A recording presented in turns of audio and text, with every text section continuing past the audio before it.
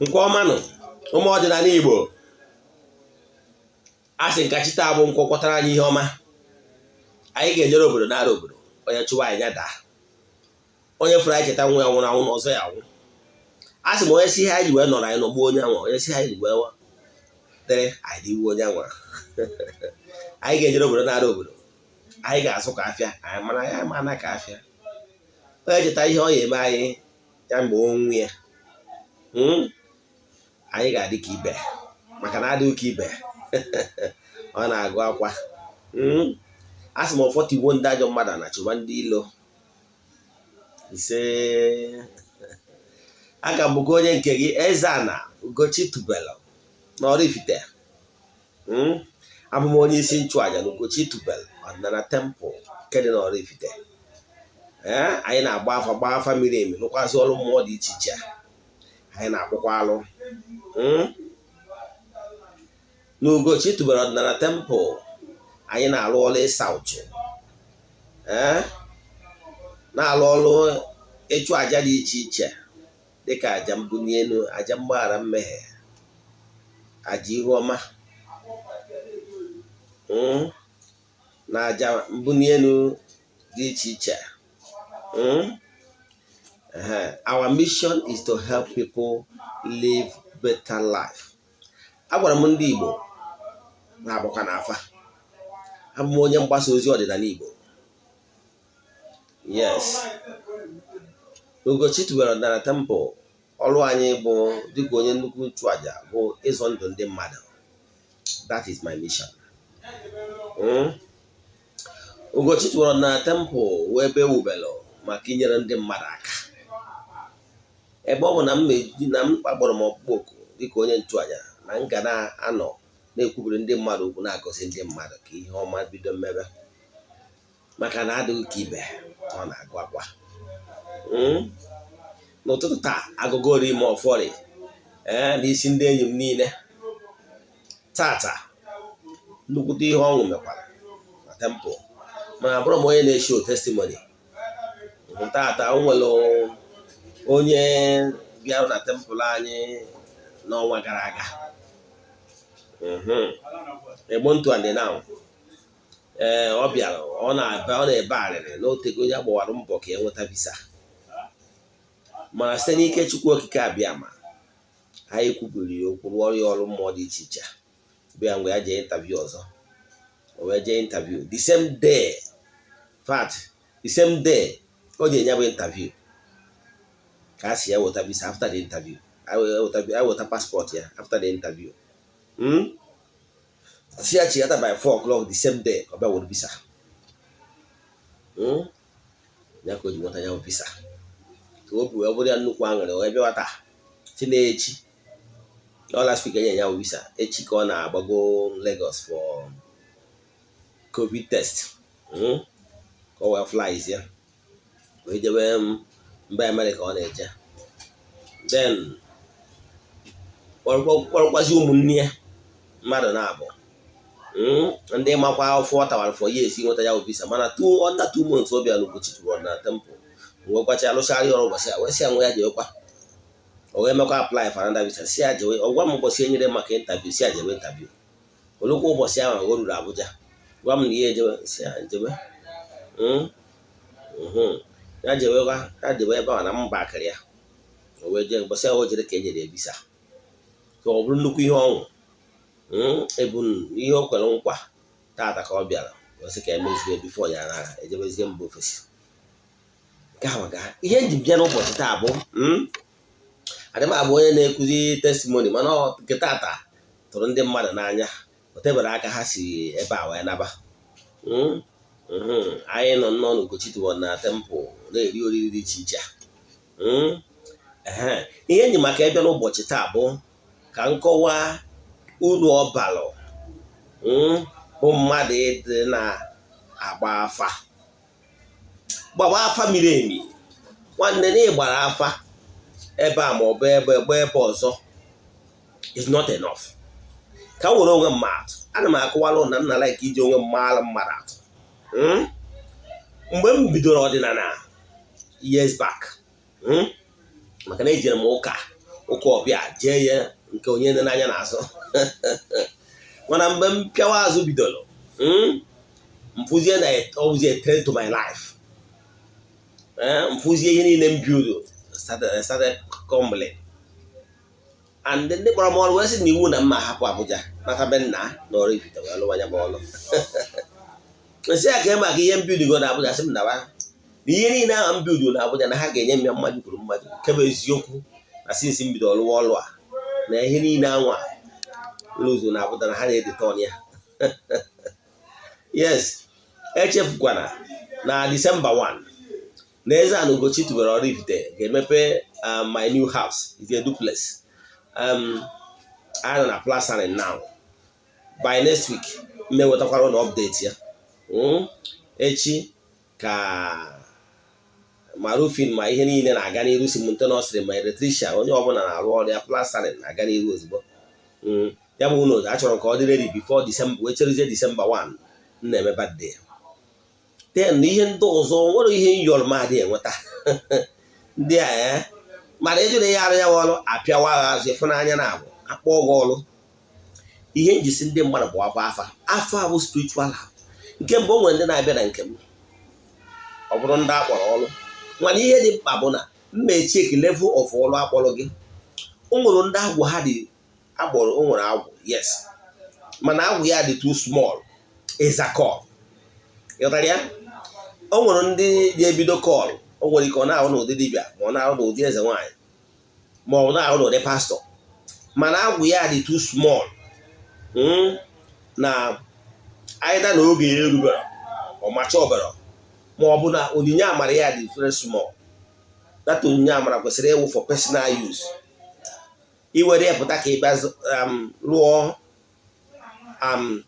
nke ọha na eze ịfụ na ị ga na-arụ ya bụ kọọlụ gị mana agụụ gara agụ gị ịghọtara ya ka awụ ozi direct na-enyetọ ndị akpọrọ ọrụ dị iche iche ịkpọ ọrụ gị nwere ike akpọ ọghọ ọrụ mana ọ bụrụ ka ịsa abụọ ọha mmadụ bifo enwe ike sa abụọ ọha mmadụ agwụgwọ ga-abụ agwụ enyere maka ịsa abụọ ọha mmadụ ike so gị ga-agbagota ọfụma so ụfọdụ ndị mmadụ nwere ike ịbịa mgbawa ha famili emi ọ bụrụ na mfụ na onye anwa na kọọlụ ya agbagotara nke nnukwu ọbara ụrụ isi anyị ji elụwa ọrụ maka ọlụba dibịa ọrụ arụ nke ụbịa ọlụba eze nwa na-arụ nke ụbịa ọ bụrụ na o jerụwa pastọ na ọ na-arụ nke uncompleted building ịghọtago agwụ ya agbagotara to that level nke bụ na o were ebido ọrụ o jee places ịghọtara ya mana aha famili emi ka ọ ga-agba agba enwe ike kọwachala ụmụ ihe ndị kwesịrị ịma agwa m ndị mmadụ na-agba afa ịpụtara na-asị na ịgbaga afa ma agba afa ebe a does not mean ka m nwere oge mmadụ mgbe m batara n'ọdịnala agbara m afa dị iche iche mgbe afa bidoro gwawa m ihe m alụ I visited so many places you know why till mụnwa na onwe m wee chọpụta na ihe dị mkpa bụ m nwee consult chi m before njezie gbaa afa gwa m chi m na mụ chọrọ ka nje gbaa afa ha bigo ha direct m na be onye ha chọrọ ka nje gbaa anya gbaa afa mbịa na ozi ada ịghọtara ya maka na ebe chi m chọrọ ka m gaa ka e weduzie m ụzọ ị ma na-agba afa na ịfụ na ka agba afa o nwere ebe ihe eje gbaa afa ọ bụrụ onye a chọrọ isi n'aka ya wee review ihe zoro ezo ịghọtara ya so etu a ka ịgba afa dị nnukwute mkpa ịgba afa miri emi na ịgbara afa na nke dibịa dọzọ mmiri nwere ike ịgbakwa na nke ndị ọzọ iwe ma na onwe onye ga-achọpụta tọnana nke ka ngwazie nke bụ eziokwu na challenges you are having is caused by one thing or two ịghọtara ya there enweziri other symptoms so na maka ihi na imere ihe dị n'ụzọ gị chi gị egbuchiri chi gị egbudo chi gị anọrọ ọrụ enwee nwezi ụmụ mpịa ihe gasị na-edi stọpụ gị nwere ike ndị akara oghere ndị amoosu ụmụ ihe niile a na-edi stọpụ gị ghọtara ya maka n'ihi na imezibere ihe dị n'ụzọ gị ị mara mmadụ nwere ike gbara gị afa onye agbara gị afa o nwere ihe dị ka na afa na ibi eyi o nwere ike ịgbara gị afa gbaratara gị afa ụzọ afọ ịtọ nọ ihe ndị abụ ihe bụ ya problem onye nke agba agbata ụzọ ihe ịnọ onye problem onye nke ọzọ agbata ụzọ ihe ise maọbụ isii nke bụ eziokwu na o nwere ike ihe anwa ya main problem abụrụ two things out of ihe sisi ahụ agwara gị, and that two things ahụ ihe ọ ga-abụ ime ịfụ na ihe ịnọ ndị ọzọ anwa merie sisi ga-ejizi nwa ya gradually fizzle out. Ọ bụrụ na ọ fizzle out, ijikwa nwa ya na-eme na-atụresi those nuts, ị nwere onwe gị. Ịghọtara ya? Ka nwa ara ga-atụ ka nwere onwe mmadụ, maka ọ na-abụ nna mmadụ ji n'onwe mmadụ. Mgbe m bido gbachiata n'ọdịnala, mbido hazibe ihe dị na ngwuru, ihe emebisiri emebi, ma akwari ọmụmụ ma ndị ichie ma nta Imoroko, ọfọ debe anyị emebiri emebi gbachie ọfọ. Ịghọtara ya? Ganyezie na ma ejebe njem wee jọwachi m si aduga m n'aka onye ga-agba afa miri emi wee fụ ihe my challenge. Ịma ihe my challenge o wee bụ na ya bụ ihe my challenge bụ na o nwere mmụọ nọ na ngwurube nna m, na mmụọ a bụ mmụọ na-echekwa ngwuru, mmụọ eji wee tọọ nta adaghị mmụọ nọ na ngwuru a ọkpụ tọrọ ọkpụ, mmụọ na-echekwa ndị ngwuru m mana duto ụka ewee mee ha abandon. Ụmụ mmụọ a were na-enye nsogbu na-akụ ọta na ha nwa na-alụ ọrụ ha na-ekipụ ọgbụgba ndụ ha na ndị nna nna ha nwere mgbe a kpọbatara ha na ngwuru a. Maka na mgbe gburugburu ka m gwa gị ihe mere. Mgbe gburugburu na ngwurube nna, agwara m na nna mụtalụ nna m mụrụ ụmụ nnukwu not less than 9. Ịghọtara ya? Ma n'ime 9 ahụ a megidoro 6 nwụọ ọfọ 3. Ịghọtara ya? Nwoke na-abụ n'ofu nwaanyị. Mana o wee nwee ọgbụgba ndụ enwelụ ụdị nna nna ha nwelụ ụdị mmụọ nọ na ngwuru maka ọmụmụ maka ọmụmụ wee bido dịba. Nke bụ eziokwu na taa mụ na gị na-ekwu okwu a, onye ọ na-ama m ọfụma ma o nwere onye ọbụla mụ na ya bụ immediate family na-achọ nwa. Ịghọtara ya? O nwere onye ọbụla mụ na ya bụ immediate family ma ọ bụ ndị nnukwu nna ji anyị na ha kparara di nụrụ nwaanyị ghara ịmụta nwa. Ịghọtara ya? O nwere onye nnukwu nna ana m ekwu the large family, o nwere onye nnukwu nna ji mụ na ya ma nwoke ma nwaanyị amụtọrọ nwa. Adị m ekwu only my father.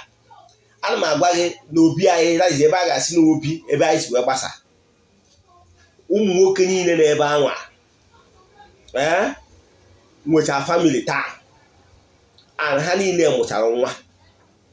Etu a ka ọ dị ụmụ nwaanyị niile enwere na large mkpụrụ anyị niile anwa lụchara di ha niile mụrụ nwa. O nwere ihe dị ka ịchọ ọmụmụ.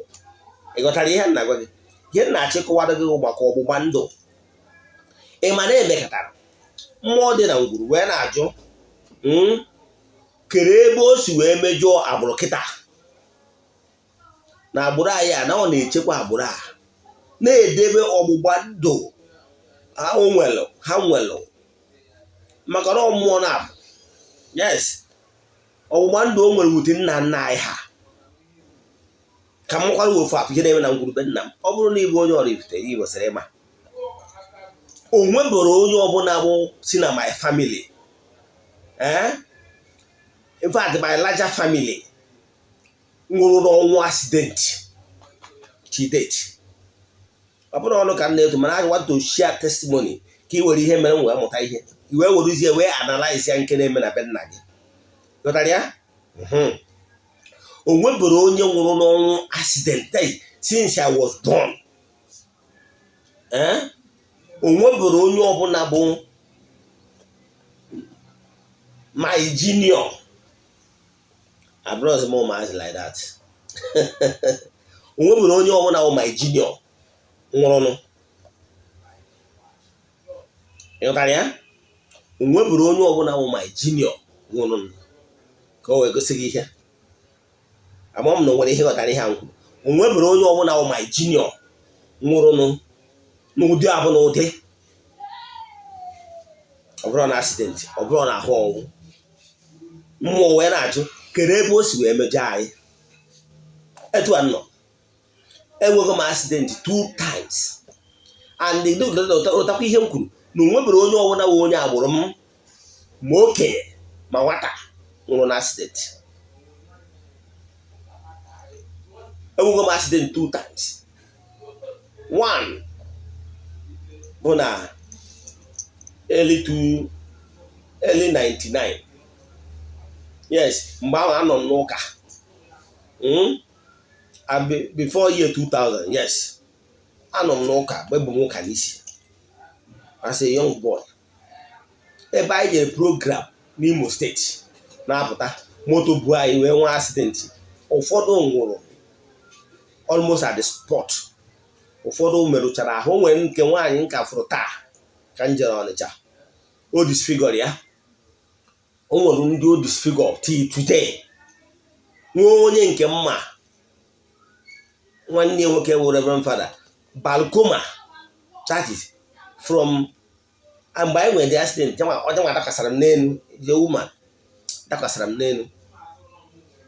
In fact, before I could stand up from the scene, I have to raise her before wepụta ụkwụ ma ọ dara n'ụkwụ. The woman Balcoma ọ pụtara na koma anwachi n'ọnwụ. Ịghọtara ya? O nwere ndị merụchara ahụ dị iche iche dịka isi wee kwu disfigure of till date. Ngwa na o nwere nke m fụrụ na Ọnịcha na ose today bịa ya abịa yesterday ka m jere Ọnịcha. The same thing mekwalụ year 2000 I think 2000 and between 2010 or so, either 2010 or 2009 or so. Ejekwa m program na Lagos ihe gbasara ogberekwa. I wee baa moto n'Ido wee na-anata East pụta na Benin, just very close to Ibunedium Junction, ndị mada side. Moto anyị wee nwee all this 14-seater bus, this white buses eji agba from Lagos to Abuja. I wee nwee face-to-face accident with upcoming vehicle.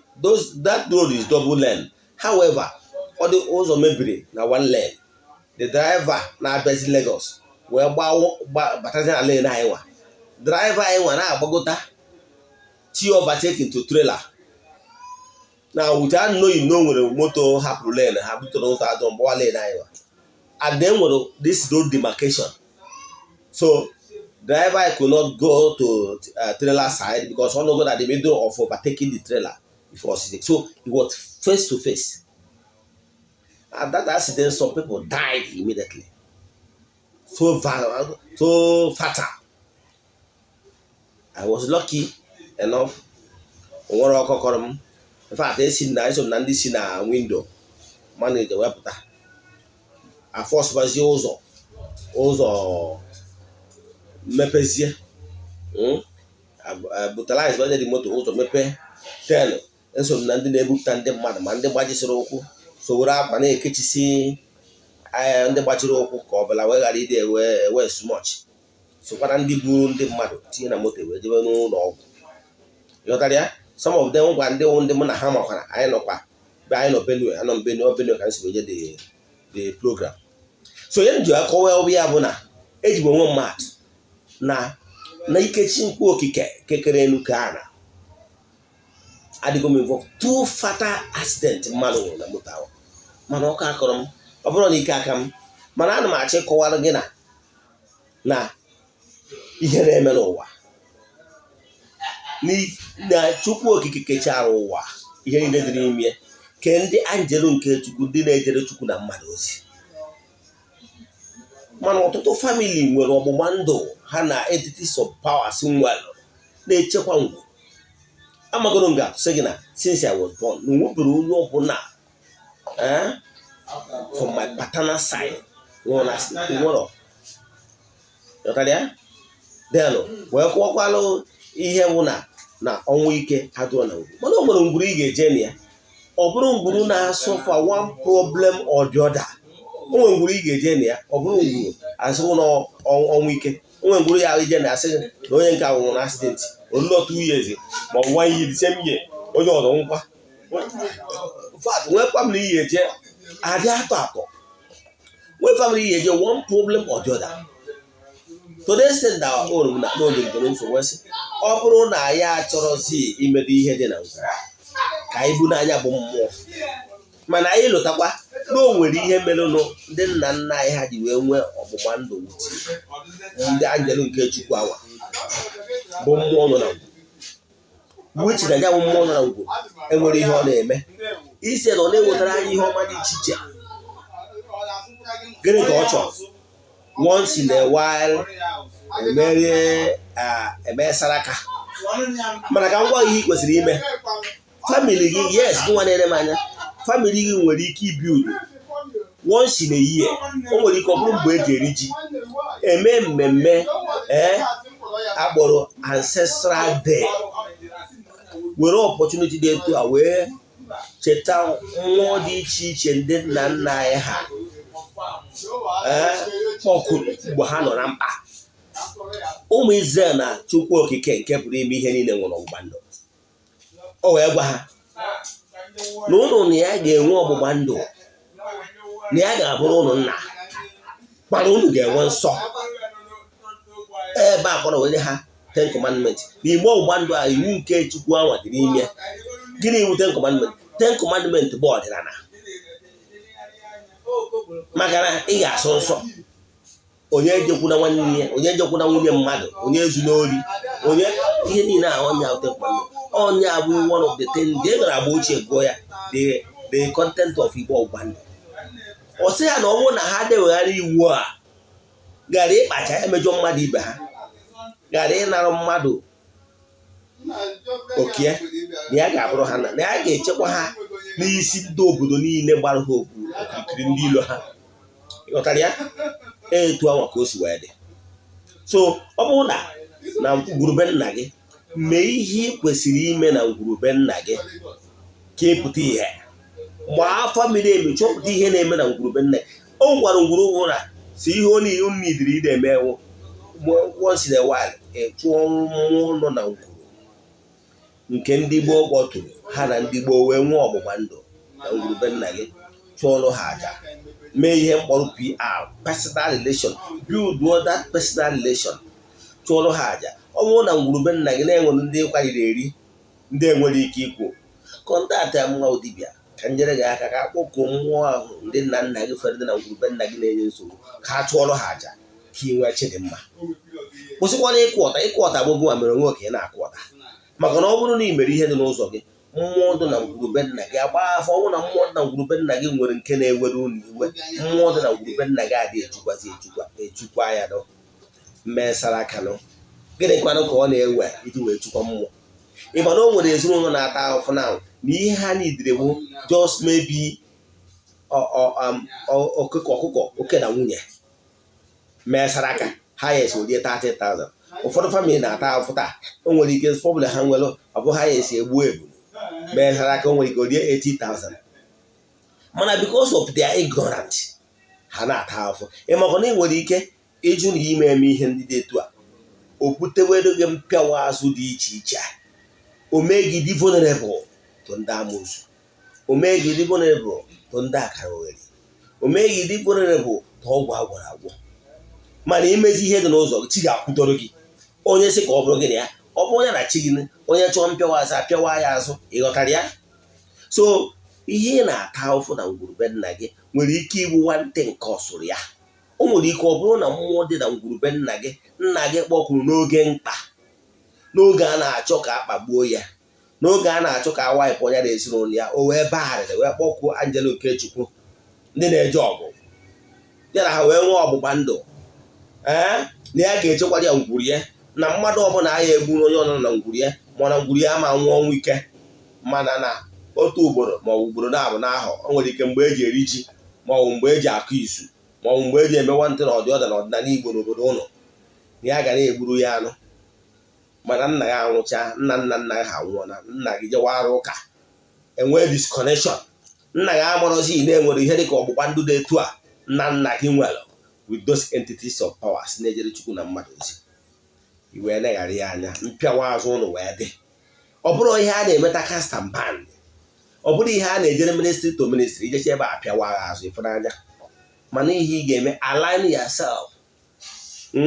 setụrụ mmụọ niile anwa ka njọ ọgwụ ofe a yes gị nwa na onwe na-ebe ụka jiri eri onwenugo ebe ịgụtago na Bible na Jizọs je na-emebi entities of powers like deities alụkwụsị n'ala Israel mgbe ọ nọ ndụ o mere ya ịmara na ụmụ Israel nwere deities today ọ na ịmara na Jizọs ejere ibe maka ndị niile ahụ ndị angel nke Chukwu na-ejere Chukwu na mmadụ ozi ịghọtara ya agbangoro nwere huge difference between deities and ọgwụ agwọrọ agwọ ọgwụ ruru onwe iche arụsị na ọgwụ adịghị ama aka arụsị karịrị ọgwụ enwere ihe ọgwụ ịghọtara ya mana mmụọ entities of powers nna gị ha kpọtụrụ wute anya mmiri wee nwee ọgbụgba ndụ ka ọnwụ dị na ngwurube ha kwụsị ka ọnwụ ike kwụsị ha na mmụọ wee nwee ọgbụgba ndụ mmụọ wee sị na ya ga-enyere ha aka fụ na ọgbụgba ndụ na ọ bụrụ na ha ga-edewe ọgbụgba ndụ a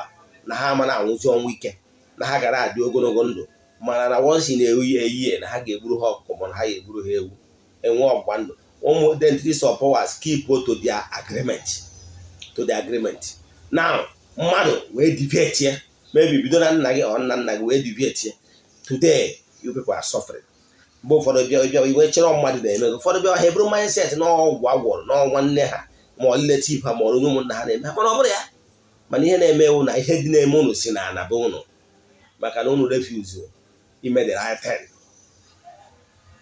ka m kwụsị ebe a achọrọ m ka vidio atọ ogologo mana amagoro m ga-atụ were onwe m maatụ mana ime ihe m mere mgbe afọ bịa gosizie m n'ọmụmụ ndị nna nna anyị ha gịnị ka m mere dịka m bụ dibịa mkpọtuo those entities of powers bido chụwara ha aja wachi ọfọ ha chụwara ha aja were ha na chere mmadụ today I'm smiling yes whatever I ask I get onwe onye bịa na temple kwubiere ya okwu tie ọfọm n'ala ọ bịara mmezu ya maka na mmụọ pack them up mmụọ ndị nna nna ya the gods of the land ịghọtara ya onye ahụ ihe mere Ugochi tụrụ na temple ji wee dị iche ya gazie onwe ajụjụ ị nwere na ihe nkụwara taa maọbụ ihe nkụwara gboo maọbụ ihe ghọtara n'ọdịnala send them message 08057837672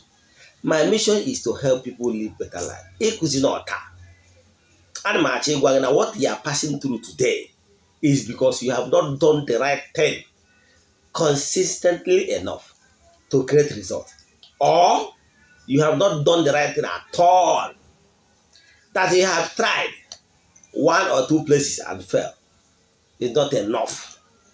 You got that? Yeah? Ị ga-enwerịrị challenges.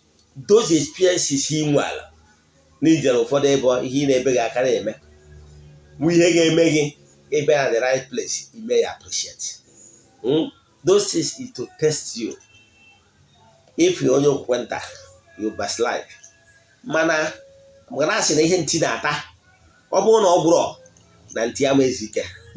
Yes, once there is life, there is hope. You keep on searching. All your attitude of the great people, great minds, the success people, never give up. But the weakling, any slighted this thing, they will start excuse. I have tried. Then where is it? Therefore, they give up. Attitude of the weak. Great minds never give up. Don't forget, there was a time in the Kagawa, yes, I used to visit so many places, yes, but I never give up. I use myself as an example. But today, by the power of Chukwu Okike, nke pụrụ ime ihe niile, Chukwu Okike sigo n'aka m wee zụọ ọtụtụ ndị mmadụ site na nkwubi okwu. Ọ bụrụ na ihe na-esiri gị ike, ma na ịdị very honest enough and ịdị sincere na ịnachi atago n'ọdịnala, ma na ị nwere ego iji arụ ọrụ, and dị sure na ị nwere ego iji arụ ọrụ n'ịdị broke, bịa na Ugochi tubelu na temple. My counseling day is on Sunday 8 a.m. to 2 p.m. ka m kwubiere gị okwu ka chi dị mmadụ ọkwa n'ụzọ gị n'aha Chukwu okike nke pụrụ ime ihe niile. Agọzie m ndị niile na-enene vidiyo wee kwubie okwu si na echi ụnụ ga-akata mma, na ị ga-apụta ihe na okwu ọjọọ ọbụla maọbụ ọnụ ọbụla abụrụ gị. Ekwubie m okwu si na bido taa na ị ga-abụ onye nwere onwe gị. Ngọzi ga-adịrị ndị niile weji obi ha niile wee kwalụ. Ekwuo m okwu na onye ọbụla ji ụkwụ zọrọ ụkwụ na Ugochi tubelu na temple ma ọ bịara abịa ma anyị rụrụ ọrụ wee kwuchiekwa afịa tie ọfụnala na okwu onye awa ga-eji wee na ihe ọma ga-eme na ihe ọhụrụ ga-ebido mebe. Na-eto anyị siri okwu n'aha Chukwu okike nke pụrụ ime ihe niile. Ise ya gazienụ n'ọfọ.